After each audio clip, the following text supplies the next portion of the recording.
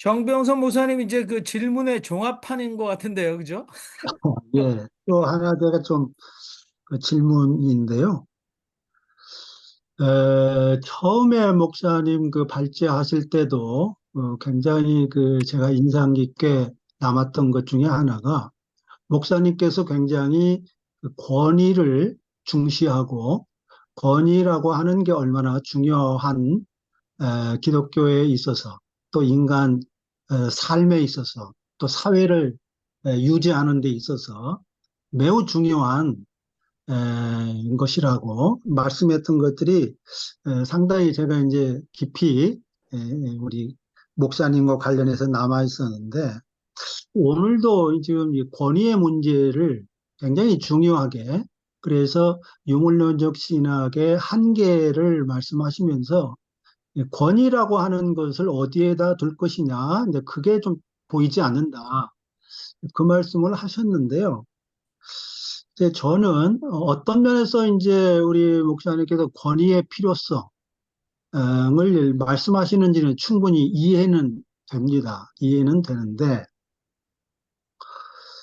뭐 지금 이 세계가 어쨌든 거의 상대주의적 세계, 아노미적 세계이기 때문에 절대적으로 붙잡을 수 있는 뭔가가 해체돼 버린 이런 이제 세계 현실에서 붙잡을 게 없는 이제 그런 이제 현대인들의 고민 뭐 이런 측면에서 권위의 필요성이 역설적으로 요청된다라고 하는 것도 충분히 이해가 되고 어떤 면에서는 공감을 합니다. 그럼에도 불구하고 이 저는 이 권위의 문제는 기독교가 현재의 위기를 극복하는 데 있어서 결코 도움이 되지 않는다.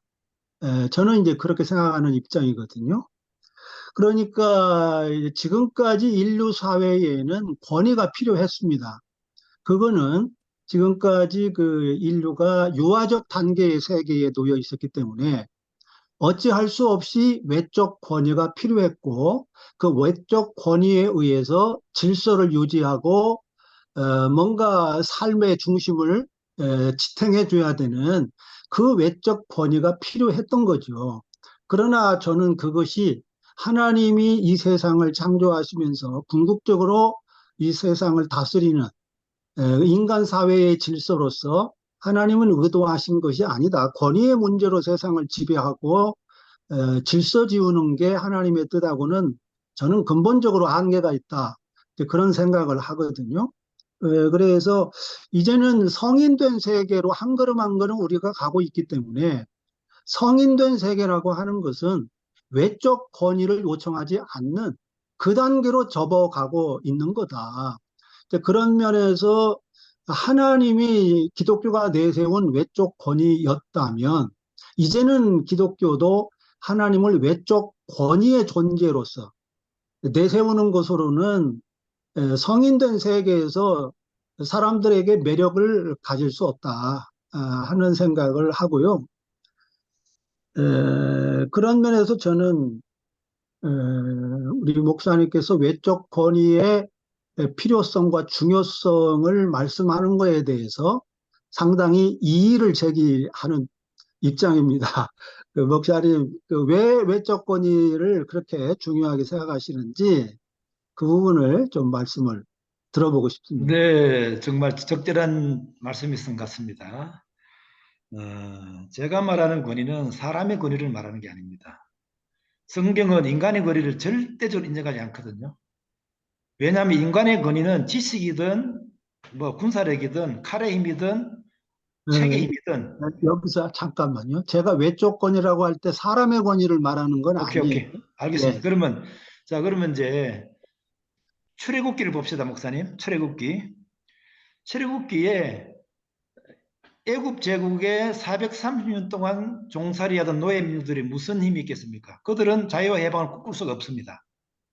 그리고 자기들의 자력적인 어떤 힘과 능력으로는 못 빠져나오죠. 노예로는 갇혀 있습니다. 그런 경우에 군인이 왜 중요하냐면은 저는 그 10가지 재앙이 저는 10번의 부흥이라고 보거든요. 10번의 부흥이. 저런 신이 애국도 꼼짝 못하는 저런 신의 능력이 우리와 함께 한다면은 가능성이 있겠네. 탈출을 꿈꿀 수 있는 거죠. 그런 측면에서 노예 회로에 갇혀 있는 그 자아의 절대적인 권위가 함께함으로 말미암아 이제 희망이 생기는 가능성이 생기는 거거든요. 그리고 꿈을 꾸고 자유와 해방의 꿈을 꿉니다. 그런 측면에서 권위가 자유와 해방이고 치유다라고 말씀을 드리는 것이죠. 그래서 그러면 이제 그 출애굽기 이야기가 현대화시키면 마찬가지입니다. 오늘날 물질 자본주의와 공허와 소비자 제국 그리고 생각에 거세하고 소비자로만 지명하고자 하는 이 현대 그리고 절대가 없는 가운데 모두가 다 우울증이고 그리고 그걸 나름대로 에고가 위기가 왔잖아요. 똑같습니다. 이런 위기에서 인간의 철학이나 자발적인 힘으로는 자유해방을 경험할 수 없습니다. 인간을 초월하는 전적인 권위가 위에서 내려올 때 그 권위에 대한 수용에 대한 믿음으로 비로소 내가 자본주의를 넘어서는 꿈을 꾸는 수 있는 거거든요. 그런 측면에서 권위를 말씀드리는 것이지 지배하고 억압하고 그런 권위가 절대로 아니죠. 그리고 또 그 하나님의 권위는 아까 말씀드렸던 인간의 권위를 다 무화시키죠. 그렇게 해서 신의 정의를 실현시키면서 어느 누구도 인간의 권위를 주장하지 못하도록 평정화시킵니다. 그런 측면에서는 신의 권위야말로 진정한 사랑이고 연민이고 진정한 정의라고 할 수 있죠. 그런 측면에서. 그리고 그 권위를 그렇게 세계 밖으로서 설정해서 경험해야 그게 권위지, 세계 내적 권위를 인정하면 그게 지배가 되고 협잡이 되어버리는 거죠. 그런 측면에서 성경이 말하는 성령론이 진짜 정의론입니다. 성경의 권위가 진짜 정의의 권위죠.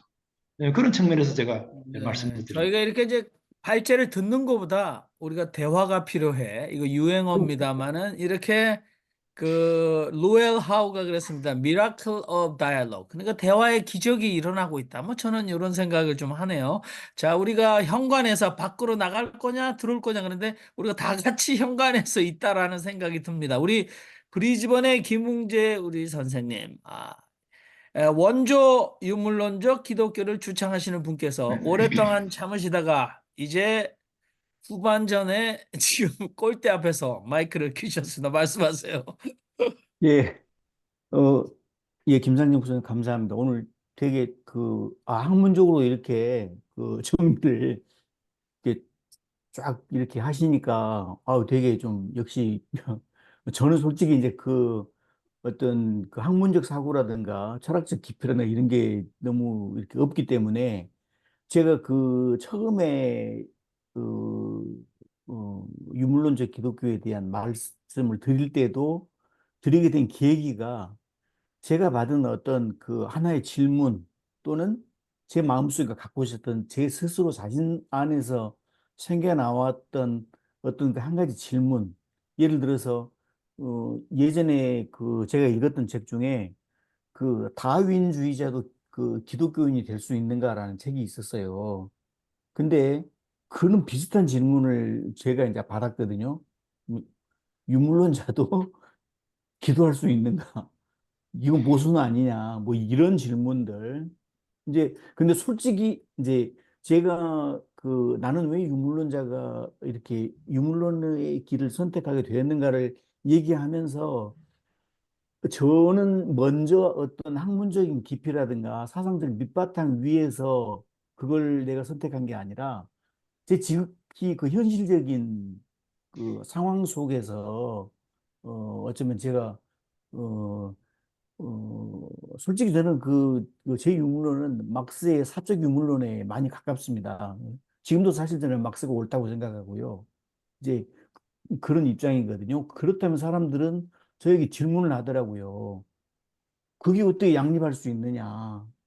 당연히 종교에 대해서 그렇게 철저하게 부정했던 어, 그쪽하고 네가 지금 발 딛고 서 있는 거다고 어떻게 양립할 수 있느냐? 뭐 제가 그래서 한번 제 스스로 많이 고민을 해보면서 과연 그럼 이걸 어떻게 해결할 수 있을까?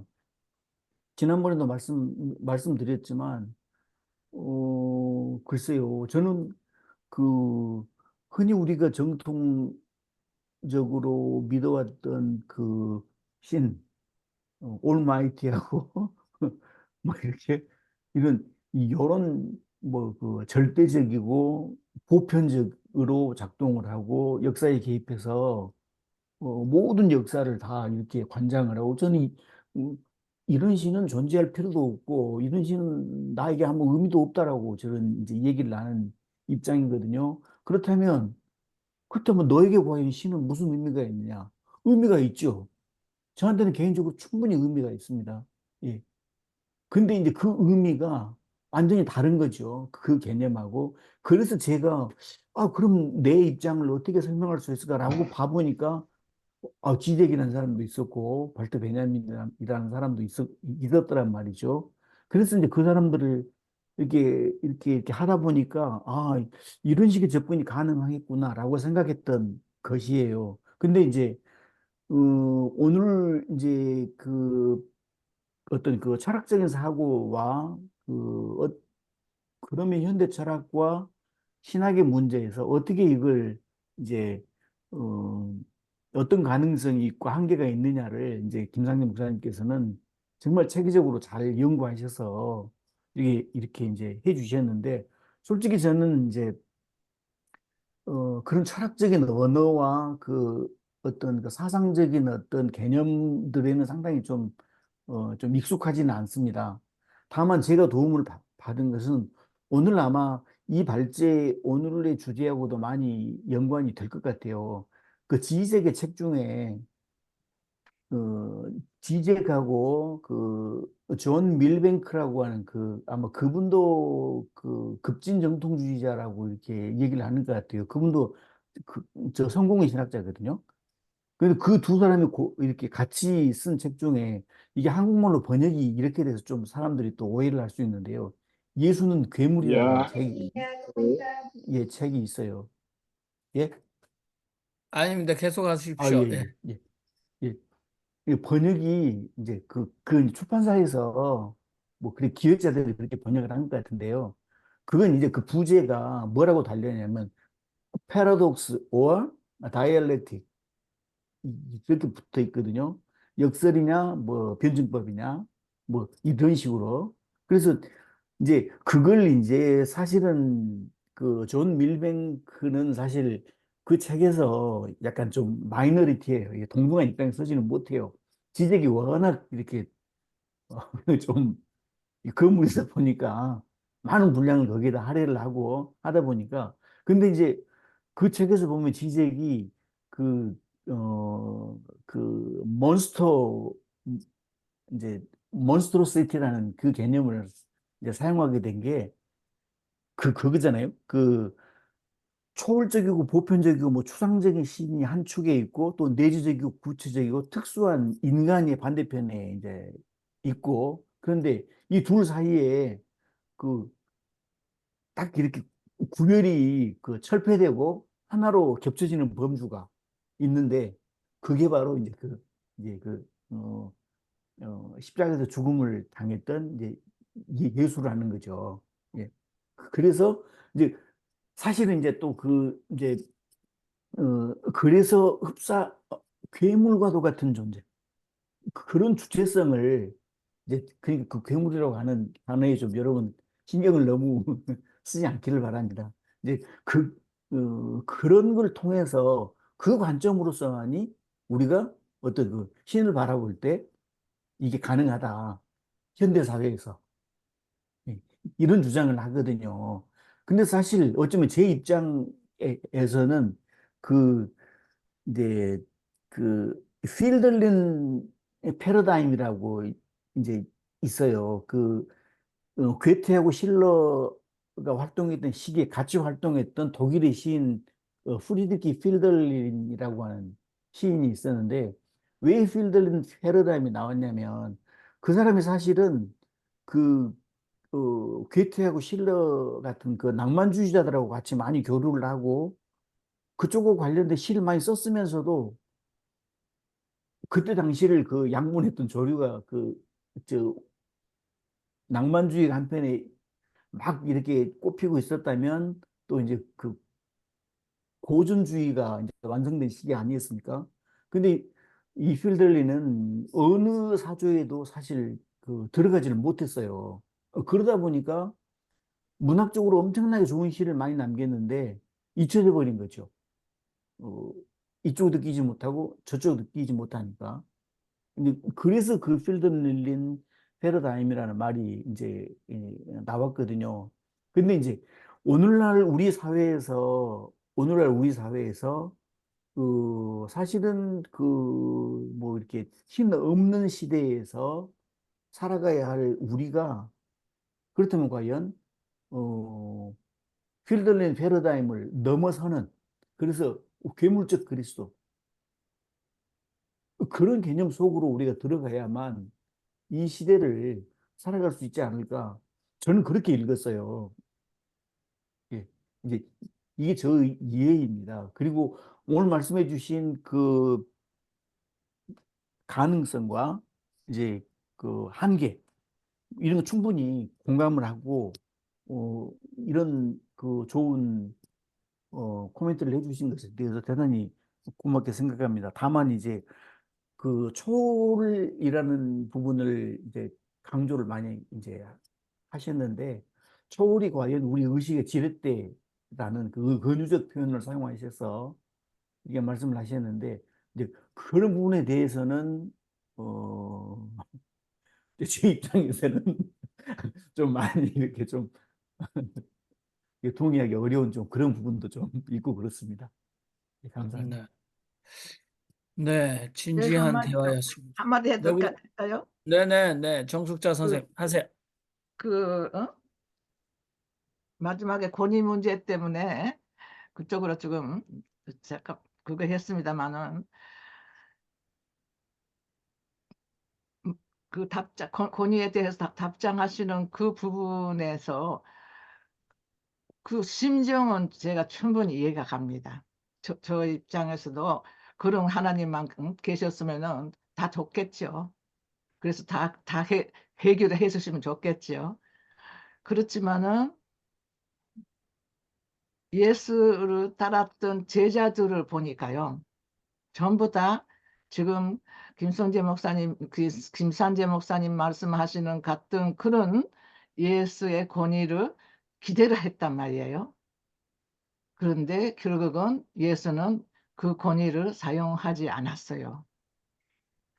저는 거기에서요, 우리가 그러한 하나님의 권위로 세워놓고 그거를 인간들이 그냥 자유지한다는 그런 세상에서는 하나님은 역할을 안 하실 것이다. 이거는 제 믿음입니다. 그런 말씀 하고 싶었어요. 네, 감사합니다. 우리 지성수 선생님. 예, 우리 김상재 목사님의 그 아주 아카데믹 어프로치가 굉장히 그 머리를 아주 클리어하게 만들어 줬습니다. 근데 저는 유물론적 기독교를 아카데믹한 어프로치가 아니라 아주 리얼리티에서 저는 느끼고 해석해 왔습니다. 그래서 지적의 책을 상당히 이제 많이 찾아보게 되는데요. 제가 가장 이 유물론적 기독교의 이 해석 방법에 있어서 아주 저한테 정말 피부에 닿게 어필이 되는 것은 그 기독교의 도착적 해석입니다. 도착적 해석. 어, 어, 뒤집어서 뭐 모순되는 것 같은 것을 뒤집어서 해석하는 아주 그 방법이 저는 굉장히 저에게는 아주 쇼킹하게 받아들여졌습니다. 그 다음에 아까 그 권위의 문제를 가지고 이야기를 하게 됐었는데요. 조금 우리가 이 권위에 대해서 좀 정확하게 김상재 목사님 사용하시는 그 의미의 권위는 그 권위를 자꾸 우리가 의인화해서 생각하니까 자꾸 필요 없는 질문이 나오는 것 같아요. 그것은 정신분석학적인 의미에서의 권위를 얘기하는 거거든요. 그러니까 그거는 좀 구분이 그 유물론 할 때 그걸 관념론에 반대한 유물론으로 생각하는 오해처럼 이것도 하나의 오해가 될 수 있다고 생각을 합니다. 그런데 과연 이거 현실적으로 뭐 김 목사님도 이제 한 분의 목회자니까 현실적으로 그런 권위가 필요하다. 기독교 교회를 운영하는 데 있어서 기독교를 운영하는 데서 그거 아주 절실하게 그걸 느껴서 얘기하시는 거로 알고 있는데 그것은 소위 이제 그 정신분석학적 의미에서의 그 권위, 그런 서구적 접근의 한계라고 생각을 해봅니다. 그래서 우리의 숙제는, 우린 동양 사람이니까 우리의 숙제는 동양에서의 모든 종교라든지 영성이라든지 하는 것은 깨우침 위주거든요. 어떤 권위에 순종, 복종, 꿇어 하면 꿇는 그런 게 아니고 스스로의 깨우침. 뭐 예를 들어서 동학 같은 걸 봐도 지금 그렇고, 뭐 다섯 얘기도 계속 그런 거 아닙니까? 깨우침 위주의 동양적 접근과는 거리가 있고 한계가 있는 거다. 많은 무리가 따른다. 그렇게 생각이 되어집니다. 이상입니다. 네. 진지하게 우리가 1시간 반을 발제를 듣고 토론을 해왔습니다. 자, 이제 뭐 또, 다시 우리가 뒤풀이 담아서 충분히 얘기를 할 수 있는데, 그래도 또 우리, 맨하탄의 양보영 선생님, 또 권혁태 네, 선생님 마이크를 키셨으니까 말씀하시죠? 네, 잠깐 제가 얘기해 드리는데, 이 기독교라는 게 사실 저는 뭐 철학을 갖다 많이 공부를 안 해서 잘 모르겠지만, 철학과 그 신학은. 근데 기독교 자체가 체험 신학이기 때문에 체험을 해본 사람은 하나님이 살아계시다는 걸 다 알아요. 그래서 이게 그리고 그 우리가 체험한 사람들이 그러니까 영적 세계를 갖다가 알게 되고, 아까 그 잠재의식이 안 변한다 그러더니 영적 세계와 잠재의식은 진짜 옛날 사람들이나 현대 사람들이나 변함이 없는 것 같아요. 그리고 하나님이 역사하시는 거 똑같고, 그리고 우리가 체험한 사람들은 하나님이 전지전능하시다. 그러니까 권위를 거기다 다 갖고 있는 거잖아요. 전지전능. 모든 걸 알고 모든 능력이 있으신 분인데 힘을 안 쓰시는 거예요. 예수님이 십자가에 돌아가셔야 되기 때문에 안 쓰신 거고, 성경 자체를 갖다 체험이 있는 사람은 믿게 돼요. 근데 체험이 없는 사람들이 그걸 잘 안 믿고 철학적으로 유물론적으로 뭐 공산주의에서 내가 신이다 이렇게 해서 사람이 신격화되려고 그래갖고, 거기서 이제 그 악마들이 나오고 루시퍼가 나오고 막 이런 건데, 그 루시퍼는 굉장한 인간을 뛰어넘는 거지만 우리가 감히 얘기를 할 수도 없는 거지만, 루시퍼가 이제 그 하나님을 갖다가 비교해서 나왔는데, 우리가 그 영적을 세계를 갖다 좀 더 늘려가야 되겠다. 그로잉해야 되겠다. 그렇게 되면은 조금 더 이해할 수 있을 것 같고요. 우울증하고 이 불안한 거가 사실은 모든 성경적으로 그 치료를 하면은 제가 보기에는 완벽하게 치료할 수 있을 것 같은데, 다른 방향으로 심리학자들이 전혀 성경을 사용하지 않고 다른 책으로 그 심리학적으로 갖다가 막 분석하고 해결하기 때문에 그 우울증 뭐 약으로 하고, 그래서 우울증 불안을 갖다 치료하기가 힘들 것 같은데요. 제가 알기에는 여태가 체험한 것 중에서는 기독교는 하나님은 체험 신앙이다. 그러니까 체험으로만 알려주시고, 그리고 자기를 사랑하는 사람한테 나타난다고 그러셨잖아요. 근데 많은 사람들이 하나님을 체험한 사람들이 많이 있어요. 그래서 그리고 그 의사들이 그 사람들이 하나님을 갖다 안 믿다가도 사람들이 죽어갈 걸 보면서 굉장히 많이 믿게 된 사람들도 많고, 그러니까 이건 정말 우리가 이게 유물론적으로 자꾸만 체험해갖고 내가 하나님이 되려고 그러지 말고, 성경을 믿으면서 하나님이 나한테 나타나기를 갖다 기도하면은 나타날 것 같습니다. 감사합니다. 이 정도로 네, 하겠습니다. 오늘 양보영 선생님, 감사합니다. 좋은 지적, 예, 또 따뜻한 충고셨습니다. 우리 권혁태 선생님. 예, 그 권위나 이제 유물론적 같은 이런 이제 어려운 이 주제는 제가 보기에는 보는 그 관점을 어떤 관점으로 우리가 잡느냐, 그게 더 중요한 것 같아요. 다시 말하면은 토폴로지컬하게 보느냐, 어리스마틱하게 보느냐. 토폴로지컬하게 보면은 아마 토폴로지컬 한다, 한국말은 아마 위상적 이렇게 표현하는 것 같아요. 아무 문제가 없을 거를 이거를 아리스마틱하게 보면은 아주 헷갈릴 수, 장가지로 가서 복잡할 수가 있거든요. 그리고 우리가 인테그랄하게 보면은 아무 문제 없을 거를 디퍼렌셜하게 봐서, 그 대표적인 게 저는 기독교의 신학과 교리라고 봅니다. 사도 바울은 굉장히 저거하게 교리적으로가 아니고 신학적이 아니고 토폴로지컬하게 가장 잘 설명하는 분이 사도 바울인데, 사도 바울의 그 위대한 사고는 어디가 없고 전부 장가지 붙들고 아리스마틱하게 가서 교리 신학을 만들어서 지금 이렇게 복잡하게 된 거거든요. 저는 보기에 우리가 어떤 한 그 중요한 주제를 다루기 위해서는 그런 그 성경도 예를 들어서 이제 공동체가 있고 사회가 있고 부부가 있고 단체가 있고 국가가 있으면 실제로 어떤 면에 성경은 그런 것을 해결하기 위한 어떤 매뉴얼로 쓰여진 그런 점도 있거든요.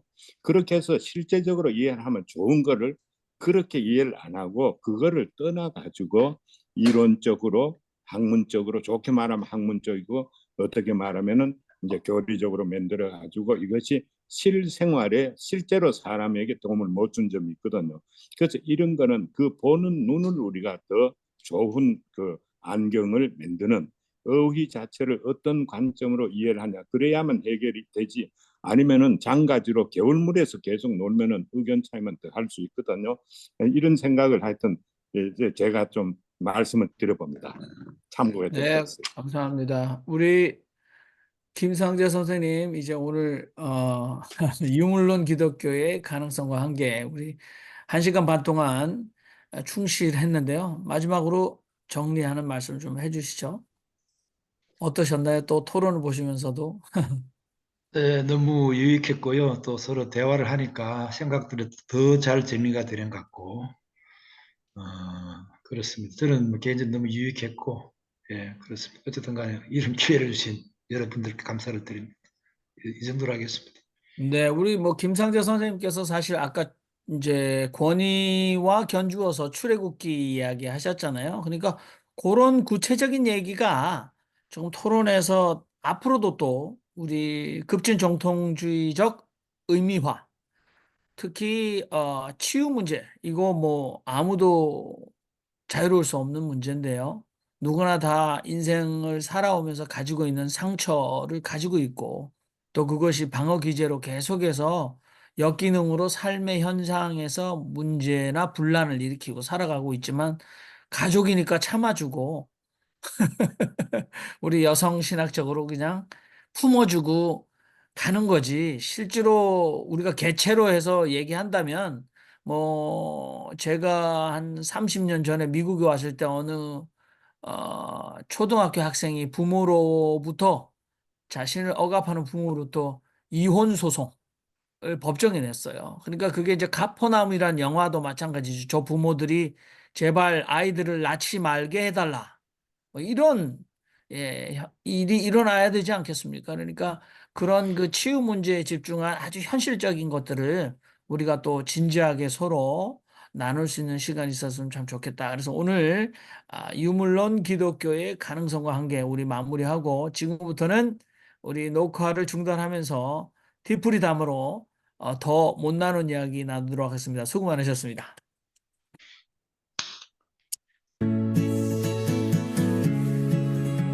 구독과 좋아요 잊지 않으셨죠?